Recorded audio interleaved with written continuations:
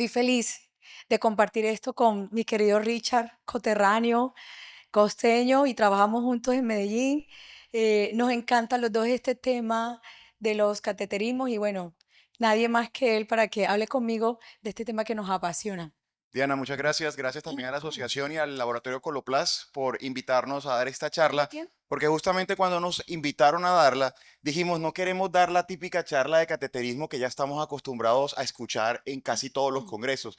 Queríamos hacer algo diferente y justamente esto fue lo que planteamos el día de hoy, plantear unas preguntas que normalmente nos hacemos en la práctica diaria y sé que aquí hay médicos de atención primaria, enfermeras, médicos generales, pediatras, para poder obviamente poner en práctica esta patología que nos enfrentamos realmente frecuentemente. Estos son nuestros conflictos de interés. Básicamente hicimos una revisión de la literatura para contestar estas preguntas. Y entonces, Diana, mira que, por ejemplo, cuando uno tiene escenarios, por ejemplo, en el paciente neonato y otras situaciones donde puede haber una lesión o un trauma a nivel medular, siempre nos hacemos esta pregunta. Con los pacientes específicamente con mielomeningocele, cuándo podemos iniciar estos cateterismos en los neonatos? ¿Cuándo? ¿Cuál es el momento para hacerlo? Y realmente cuál es el impacto que tiene esto a largo plazo en la función renal y por esta es la razón por la que los comenzamos. Sí, esa siempre es como la pregunta, ¿no? Cuando nos llaman a valorar el paciente hospitalizado con sospecha de vejiga neurogénica, siempre decimos cuándo vamos a empezar los cateterismos. Y hay dos corrientes. Entonces, el primero es el manejo expectante, que es aquellos doctores que deciden esperar que haya algún tipo de deterioro, tanto clínico, urodinámico, radiológico, para decir ahora sí voy a empezar cateterismos. O está el manejo proactivo, que es usted tiene el diagnóstico, sabe que su paciente tiene una angina neurogénica y el tratamiento en la gran mayoría de esos pacientes es el inicio de cateterismos. Usualmente en los neonatos nos queda la duda, porque nos da pesar, está chiquitico, la mamá, etcétera, etcétera. Pero empezar los cateterismos en la UCI neonatal nos da unas ventajas. Primero, que garantizamos que la mamá sale entrenada, que sabemos o que la idea es que le expliquemos a la mamá que probablemente si en estos momentos no necesita los cateterismos, sí lo van a necesitar en algún momento de la vida, porque muchas veces creen que lo operan la columna, se va y se soluciona el problema. Y tercero, la adherencia, porque de entrada ya saben cómo se hace. ¿Qué nos dicen los estudios sobre eso? Este es una revisión sistemática que se hizo para cuando iniciar los cateterismos de los pacientes. Entonces, incluyeron 652 pacientes menores de 18 años y compararon los que tenían manejo proactivo versus los que tenían manejo retardado o expectante.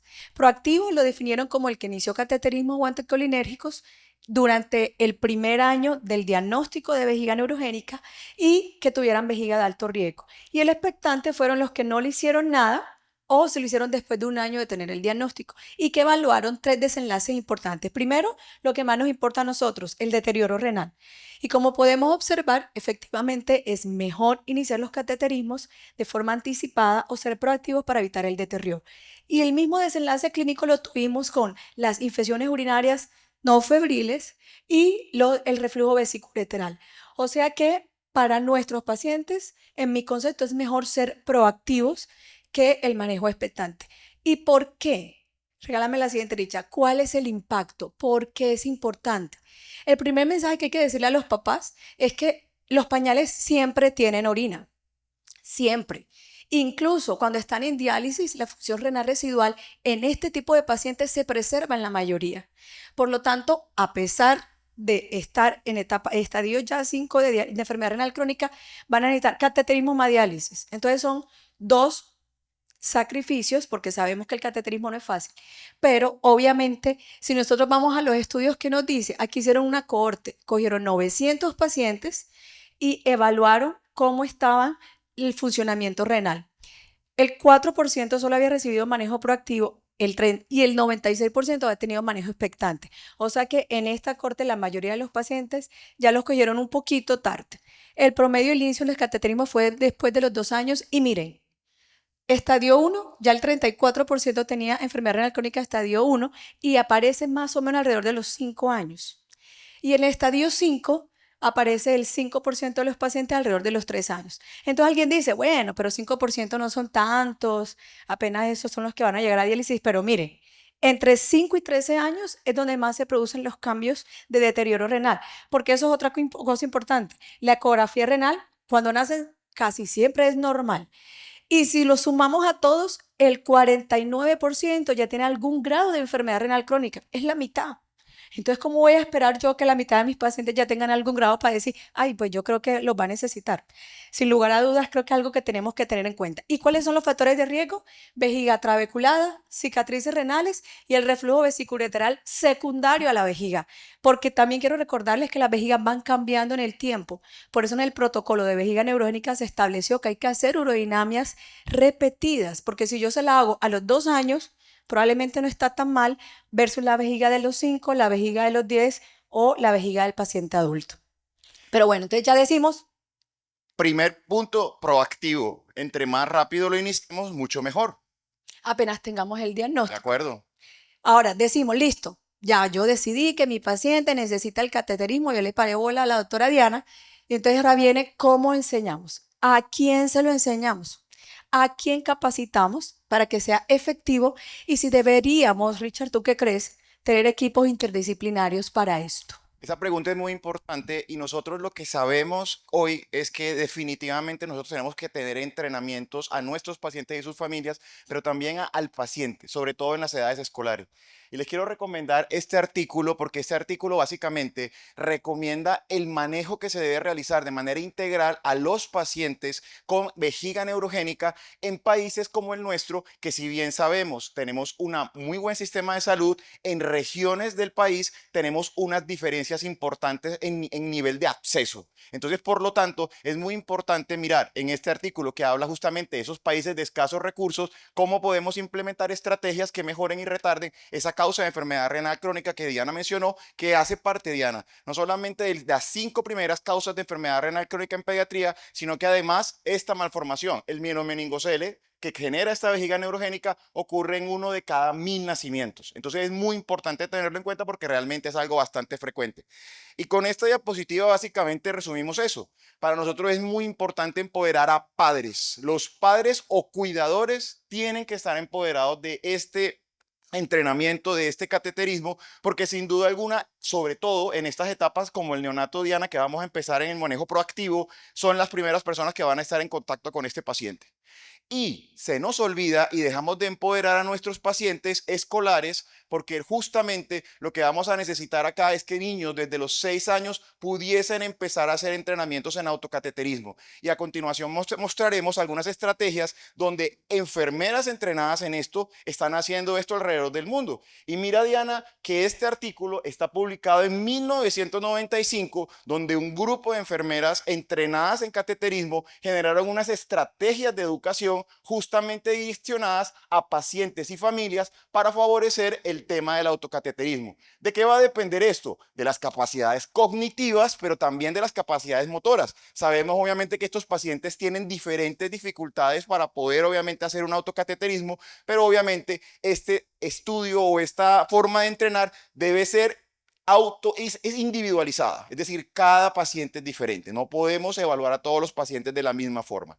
En este grupo, Diana, aparte de esto, tienen en cuenta factores como métodos de enseñanza, donde, por ejemplo, Diana realiza modelos como de simulación, como los que estamos utilizando hoy en entrenamientos de los centros de práctica en las escuelas de medicina, donde se demuestra cómo pueden hacer este autocateterismo, videos y algo que de pronto no estamos haciendo nosotros en nuestras consultas, evaluar en esa consulta cómo se está haciendo el cateterismo el paciente. Y eso es algo que nosotros debemos estar haciendo también y evaluando conjuntamente con el equipo de enfermería, que sin duda alguna son parte fundamental de todo este proceso.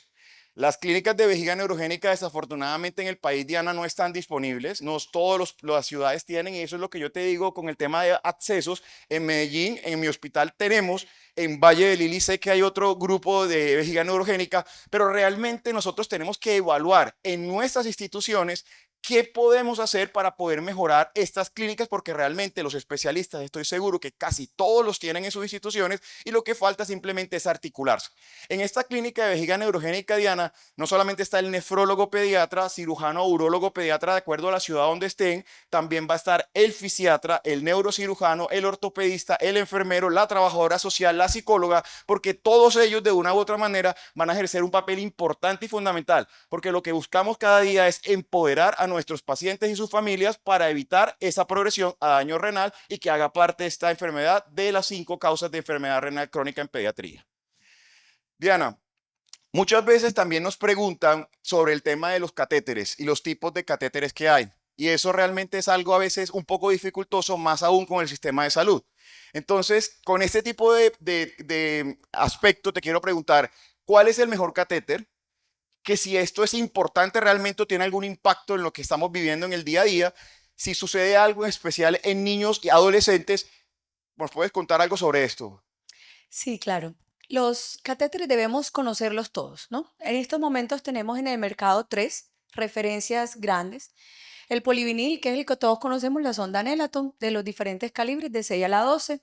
Los catéteres de cubierta hidrofílica, en la cual se expone a ese sachet que está ahí, que es el líquido, se espera que el catéter se lubrique y luego se pasa. Y están los catéteres que ya vienen prelubricados, que ya tienen una cubierta en su exterior que ya permite usarse de forma inmediata. ¿Por qué hay que conocerlos los tres? Porque es que los pacientes van a necesitar los tres cateterismos. Puede que estén con alguno de ellos, pero la EPS no me lo ha entregado y entonces como no me lo ha entregado, tienes que tener a la mano la Nelaton para que resuelvas mientras la EPS te lo entrega. Estamos en un sistema que efectivamente tiene muchas falencias, pero sin lugar a duda, esto es lo que contamos en estos momentos y nos tenemos que familiarizar y contarle a los pacientes sobre eso. ¿Qué dice la literatura con respecto a cuáles son los mejores catéteres? Hice la revisión y encontré este Cochrane en la cual evalúan básicamente tres desenlaces comparando los catéteres hidrofílicos versus no hidrofílicos. Y determinan en la primera parte si aumenta el número o no de infecciones urinarias sintomáticas y esto está a favor del uso de los catéteres no hidrofílicos. Cuando miramos los eventos adversos, sobre todo de hematurias y traumas uretrales, obviamente le va mejor a los catéteres hidrofílicos y cuando evaluamos la satisfacción de los pacientes, mira que quedó en la mitad.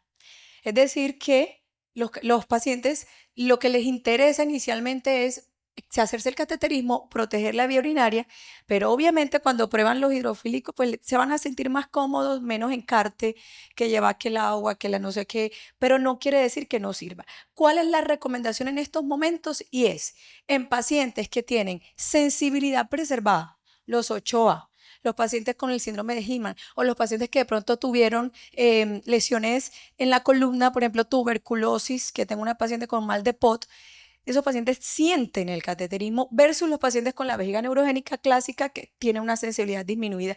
En esos pacientes se prefiere empezar con cateterismos con sondas hidrofílicas. Además, pacientes que hayan tenido traumas uretrales, y eso es muy importante lo que decía ella también, porque hay que revisarle al paciente cómo se está haciendo los cateterismos. Debemos recordar, sobre todo en los hombres, que anatómicamente cuando uno ingresa a la sonda se produce una curva que va hacia la vejiga y allí es donde se atranca. Entonces la recomendación que yo hago a los pacientes es usted coloca su sonda y donde ve resistencia, baje el pene para que esa curva se disminuya y el catéter pueda terminar de entrar. Ahí es donde hacen las vías falsas, ahí es donde les duele y ahí es donde hacen los eventos de hematuria. Y eso yo les muestro una fotico y se los explico porque muchas veces no lo tienen claro, eso creen que va directo, derechito a la vejiga y no.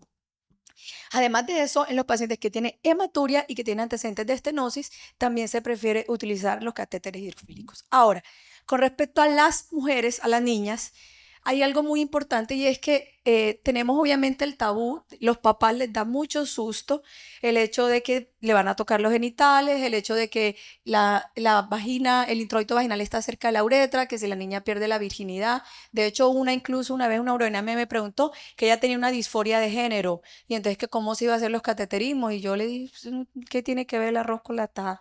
Pero eso es importante decírselos porque eso hace que no se adhieran al cateterismo, que le cojan miedo y a la mamá, los papás hombres no quieren hacer el cateterismo a la niña y obviamente pues eso se entiende, ¿no? En la adolescencia todavía mucho más porque además no quiere que se den cuenta, les da pena, los amigos se están dando cuenta de todo ese tipo de cosas y algo también clave es el tema de el inicio de la vida sexual en algunos pacientes. Eso también genera una preocupación importante en los adolescentes. Entonces, ¿cuántas veces es lo ideal? Esa es la otra pregunta del millón. ¿Cuántas veces? ¿Qué pasa si el niño está estudiando y además de eso tiene clases extras? Si los horarios se los puedo cambiar, si puedo ser flexible, cuál es el impacto sobre las infecciones urinarias y cuáles son las dificultades para el abordaje diagnóstico. Esta pregunta es muy importante, sobre todo porque tenemos contextos sociales muy adversos en los pacientes con vejiga neurogénica. Cuidadores únicos que desafortunadamente tienen que trabajar para llevar el sustento a su casa y pacientes que por lo tanto deben ir a la escuela. Por lo tanto, en la escuela muchas veces encontramos situaciones en las que no pueden hacerse el cateterismo porque o no hay servicios de enfermería o los baños los cierran con llave porque hay problemas sociales que ya ustedes saben a qué me estoy refiriendo con esto. Esto hace que muchos pacientes encuentren barreras para poderse hacer esto. Y lo otro que creo que es algo que debemos estar trabajando constantemente, Diana, es el tema del entrenamiento y el empoderamiento del paciente en edad escolar, porque lo que buscamos siempre con estos pacientes es la independencia. Y esto es lo que va a favorecer que justamente ellos puedan buscar espacios adecuados para poderse hacer estos cateterismos. La evidencia nos muestra que la frecuencia que nosotros más o menos deberíamos tener es alrededor de 4 a 6. Hagan de cuenta las 5 a 7 veces que normalmente debemos ir fisiológicamente al baño todos, porque es lo que normalmente debemos vaciar de vejiga para evitar obviamente todas las implicaciones que esto tiene. Si nosotros generamos conciencia en nuestros pacientes y familias sobre la importancia de ese vaciamiento, pues vamos a explicar las repercusiones que tienen o las consecuencias de aplazar este vaciamiento en el tema de infecciones urinarias, deterioro de la función renal, sobre todo en aquellos pacientes que tienen una vejiga espástica que genera altas presiones del detrusor que por lo tanto van a generar un daño importante al árbol urinario superior. Y sin duda alguna debemos flexibilizar el esquema, porque como les mencionaba, los contextos clínicos son muy diferentes y no podemos aceptar, por ejemplo, de manera normal o normalizar pacientes, por ejemplo, que tienen jornadas escolares completas en los que salen a las 6 de la mañana, 7 de la mañana a su casa y llegan alrededor a las 3 o 4 de la tarde en el que se haga cateterismo antes de salir y a las 4 de la tarde al regresar. Eso es algo importante y nosotros tenemos que tratar en la medida de lo posible de buscar estrategias, sobre todo con familias, escuelas, incluso nos ha tocado en algunos casos, Diana, enviar notas a las maestras o a los directores de escuela para que favorezcan espacios que puedan permitir que los pacientes puedan hacerse eso. Y algo importante también, y esto sí tiene que ver también con el tipo de catéter, Diana, que voy a tratar una cuña aquí con esto, vemos con mucha facilidad que los pacientes por el tipo de manejo y los aditamentos que tienen que utilizar, porque obviamente los otros necesitan una lubricación, como por ejemplo el uso de la lidocaína, favorece la adherencia y la realización con las sondas lubricadas de espacios donde, por ejemplo, los pacientes están en la escuela, el uso de las sondas lubricadas también. Ante las infecciones urinarias, sin duda alguna, es un tema importante y un tema del día a día, porque lo que estamos viendo, Diana, en la práctica diaria es que estos pacientes están siendo manejamos en pacientes con vejiga neurogénica bacteriurias asintomáticas y esto está generando un alto índice de resistencia bacteriana, aparte de los eventos adversos y exposición prolongada al uso de antibióticos. Aquí podemos encontrar que la tasa puede llegar hasta el 50% y más o menos un paciente puede presentar al año entre 2 o 3 episodios. Esto obviamente lo expone a riesgos propios de la infección urinaria que genera obviamente cicatrices, más aún si se asocia a problemas vesicales o patologías como el reflujo que también la puede acompañar y sin duda alguna, como la hemos mencionado, es la primera causa de morbilidad y la segunda causa de mortalidad en los pacientes con vejiga neurogénica justamente asociados a la septicemia. Y la polémica aquí, Diana, es cómo hacemos el diagnóstico de infección urinaria en los pacientes con vejiga neurogénica, porque vamos a encontrar uroanálisis y urocultivos patológicos y estamos tratando uroanálisis y urocultivos y tenemos que tener un manejo del paciente. La clínica debe primar, pero aquí, Diana, pasa algo. El paciente no te va a decir que tiene disuria, que tiene pujo, que tiene tenesmo, los síntomas típicos de una infección urinaria, pero las diferentes publicaciones en la literatura en esta revisión sistemática nos muestra de este estudio, Diana, que se revisaron alrededor de 1000 estudios en diferentes bases de datos, de los cuales se seleccionaron basados en los criterios de inclusión que tuvieron, alrededor de 150 definieron o propusieron, digamos en ese sentido, una definición estándar que pudiéramos utilizar todos para poder hacer un diagnóstico adecuado de las infecciones urinarias. Y en estos, Diana, están tener al menos 2 o más de los siguientes síntomas, donde la fiebre es algo importante, tener dolor abdominal, un dolor en espalda que probablemente el paciente antes no tenía, empeoramiento de la incontinencia si el paciente la tenía antes o no, o es un síntoma nuevo, y el dolor al cateterismo, Diana, sobre todo en aquellos pacientes que aparentemente no tenían sensibilidad.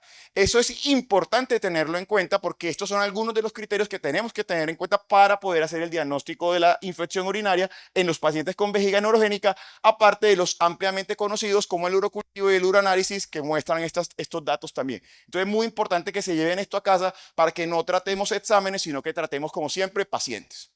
Diana, hablamos de las infecciones urinarias y sin duda alguna en estos pacientes con cateterismos es algo que se presenta recurrentemente. Entonces, como se presentan, le damos profilaxis a todo el mundo, usamos algunas estrategias como la de Manosa, los cranberries. ¿Qué nos puedes decir sobre eso para que obviamente las personas también se lleven un mensaje importante a casa hoy?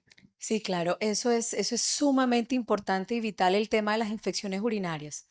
O los cultivos positivos, casi que eso, o sea, una paciente con vejiga neurogénica, pues ya yo no lo pido. O sea, ¿para qué eso? Si sale positivo, así sea un zoológico entero, no le voy a hacer nada. Y si sale negativo, pues tampoco. Entonces, solo se deja para los pacientes que llegan con y febriles, enfermos, astenia, dinamia, todo eso y todas las características que ya Richard nos comentó. Por lo tanto, lo primero es estar seguro del diagnóstico correcto, estar seguro que mi paciente tiene una infección urinaria, porque además de eso llegan a las clínicas y pueden tener gripa, otitis, etcétera, pero le hacen el urocultivo y como sale positivo, entonces, ajá, 2 por 1, ¿no? Le ponen para esto y para lo otro, pero igual, lo primero es confirmar el diagnóstico de infección urinaria. Ahora, si hacer el diagnóstico es difícil, definir el inicio de profilaxis en estos pacientes también se vuelve una materia de discusión permanente. La recomendación es utilizar profilaxis en pacientes que hagan infecciones urinarias recurrentes, que además tengan reflujo. De hecho, hoy día la indicación más importante del uso de profilaxis es el paciente con reflujo vesiculolateral, neurogénico o no neurogénico. Aquel que va a ser llevado a procedimientos endourológicos y eso es porque realmente no hay estudios que lo digan. Yo personalmente en las urodinamias no siempre lo pido en los pacientes con vejiga neurogénica por lo mismo, pero es importante indagar si ha tenido cambios en las características de la orina, te está doliendo, te sientes como malito. Entonces yo ahí sí digo, pues hagámosle la profilaxis, pero hay algunas instituciones donde por protocolo le colocan antibiótico profiláctico. Es importante ajustar el perfil de resistencia local y revisar la indicación cada 6 meses. Tampoco es profilaxis de por vida. Siempre tomando antibióticos, tienen 15 años tomando antibióticos y eso también es muy importante que lo tengamos en cuenta. Además, no olvidar el intestino neurogénico, ¿no? Que el estreñimiento solo per se es una causa de infecciones urinarias. Entonces, también tenemos que ser activos en el manejo de las deposiciones de estos pacientes. Y eso con frutica, laxante, fibra, que es la carreta, no me tira, lo que uno le dice a los pacientes que deben hacer, perdón, eh, obviamente ayuda, pero en ellos eso es insuficiente. O sea, hay que ser activos. Es tan importante manejar la vejiga, asegurar el vaciamiento vesical, que asegurar el vaciamiento intestinal. Entonces, estas son las indicaciones de profilaxis. Ahora, están estas otras alternativas. Entonces, nos hablan del uso de Manosa, del uso de cranberry. La Manosa es una sustancia que se utiliza en estos momentos para inhibir la unión de las bacterias a las células uroepiteliales de la vejiga. El cranberry, que lo hemos utilizado pues mucho tiempo, cuyo objetivo es también inhibir esa unión y disminuir las infecciones urinarias sintomáticas. Las irrigaciones, que es la colocación de una sonda, colocarle antibióticos en la vejiga, dejarla un tiempo y drenar. Se han utilizado varias alternativas, antibióticos como gentamicina, ácido hialurónico, iodopovidona con ditrisulfato, el uso de probióticos, los que más tienen, o algunos los estudios que más se han adelantado en vejiga neurónica específicamente son con lactobacillus y bifidobacterium, y la inmunoterapia, que es darle sustancias al paciente para aumentar los niveles de inmunoglobulina y con eso mejorar el sistema inmune. De todo esto hay mucho, sí, pero no hay evidencia robusta hasta estos momentos. Hasta ahora no podemos decir que utilizar las irrigaciones disminuye el número de infecciones urinarias. Los desenlaces de los diferentes estudios no han sido absolutamente satisfactorios, así que por el momento no es algo que se pueda recomendar de rutina. Mensaje adicional, Diana, sería aquí entonces que la profilaxis no es para todo el mundo. Ojo con esto. Total, total. Algo antes de que se me olvide, Richard, y que es muy importante. Si nosotros tenemos un paciente con cateterismo que está haciendo infecciones urinarias recurrentes, lo primero que yo hago es revisar la técnica del cateterismo. Recordemos que la vejiga no es un globito redondo. La vejiga tiene una configuración alada en la parte posterior y hay veces cuando hacemos el cateterismo en el paciente acostado, pasan la sonda y saca el líquido que hay desde la luz del catéter hacia arriba, pero dejan remanentes. Entonces yo le sugiero, luego que usted pase la sonda y deje de drenar, siente al paciente para que por declive la orina termine de bajar y puedan terminar de extraer. La otra opción es la utilizar la jeringa para hacer la extracción del residuo que quede en la vejiga, pero allí una vez se encuentra pues el problema de por qué están haciendo las infecciones urinarias, porque no hacen vaciamiento. Y entonces le pregunto, mamá, tú le estás haciendo los cateterismos juiciosa, pero te huele muy fea la orina, todavía está esa orina tan concentrada, tan fuerte. Entonces, sí. Entonces yo le digo, bueno, entonces si tú le estás haciendo el cateterismo cada 3 4 horas, la vejiga no debería estar tan fea, porque si tú haces un vaciamiento vesical completo, eso es lo que hace que la orina tenga mal olor. Casi que los pacientes que llegan consultándome porque la orina le huele mal, yo le digo, estás orinando incompleto. Entonces, siempre verificar el vaciamiento completo de la vejiga. Diana, y te voy a decir algo con esto porque eso se llama medicina basada en la experiencia. Nosotros tenemos que hacer en estos pacientes con infecciones urinarias, igual que hacemos con los pacientes con diálisis peritoneal cuando hacen una peritonitis, el reentrenamiento. Revisar la técnica. Siempre tenemos que hacer en un paciente con una infección urinaria clínica con vejiga neurogénica un reentrenamiento, porque sin duda alguna es un factor importante a tener en cuenta y el calibre del catéter. Hemos encontrado pacientes de Importante. 15 años con sondas número 8, por ejemplo, que es realmente imposible hacer un vaciamiento adecuado de esa vejiga. Exacto. Entonces, por favor, también miremos el calibre para la edad del paciente y el peso, porque sin duda alguna retardar el vaciamiento va a ser algo que también importantemente nos puede generar factores de riesgo asociados a las infecciones. Sí, totalmente de acuerdo. Entonces, ahora viene después de eso. Entonces, ya decidí iniciar el cateterismo, el cogí catéter, decidí si le voy a dar profilaxis o no, y viene la pregunta de los papás. Y esto es para toda la vida. ¿Cuándo vamos a empezar a utilizar otros medicamentos como los anticolinérgicos? Y esto, clave, los adolescentes que siempre son un dolor de cabeza. Voy a transicionar, el niño está cansado. Richard, ¿qué hacemos? Ya nos queda poco tiempo, Diana. Pero una persona me enseñó que siempre y nunca son palabras que no debemos decir. Entonces uno, sin duda alguna, sabemos que la gran mayoría de los pacientes van a tener el cateterismo toda la vida. Eso realmente podríamos decirlo así. Es importante entender que pueden existir algunos de estos pacientes que puede que durante el seguimiento y la evolución puedan mejorar. Y es importante tener en cuenta aquí rápidamente estos factores que pueden influir, sobre todo el tipo de lesión neurológica y la gravedad del compromiso vesical que tengan, así como también mirar los cambios urodinámicos, y tú sí bien que lo sabes porque eres experta en urodinamia y te tenemos gracias a Dios en Medellín y sé que estás yendo a Cartagena también a hacer urodinamias, pero también la importancia del seguimiento en clínicas especializadas donde podamos ver a través de ese seguimiento con los estudios la mejoría o evolución de ese paciente para poder hacer los respectivos ajustes relacionados con este tema. Quiero rápidamente pasar por esto en aras del tiempo, mostrándoles la clasificación funcional tanto de la vejiga neurogénica, teniendo en cuenta la contracción del tipo de detrusor y el esfínter externo. Porque sin duda alguna, a veces cuando decimos vejiga neurogénica, cogemos que a todos los pacientes les vamos a dar oxibutinina y realmente no es así. Y tú, Diana, bien que lo sabes, porque cuando nos haces el diagnóstico en la urodinamia nos colocas un detalle claro de ese enfoque, y es importante tener en cuenta que el uso de los anticolinérgicos deberían estar específicamente en los pacientes que tienen una hiperactividad del detrusor, porque lo que buscamos con el anticolinérgico es disminuir las presiones intravesicales para mejorar la capacidad vesical y disminuir el riesgo del árbol urinario superior, que es el que finalmente nos va a llevar a una vejiga neurogénica. No es para todo el mundo. Y hemos visto pacientes con vejigas hipoactivas o detrusores hipoactivos manejadas con oxibutinina y realmente no hay una indicación clara en este sentido. Rápidamente ya, porque ya el tiempo se acabó, es importante tener en cuenta en la transición que deberíamos también tenerla en cuenta en estos pacientes que son crónicos, porque esto no se quita.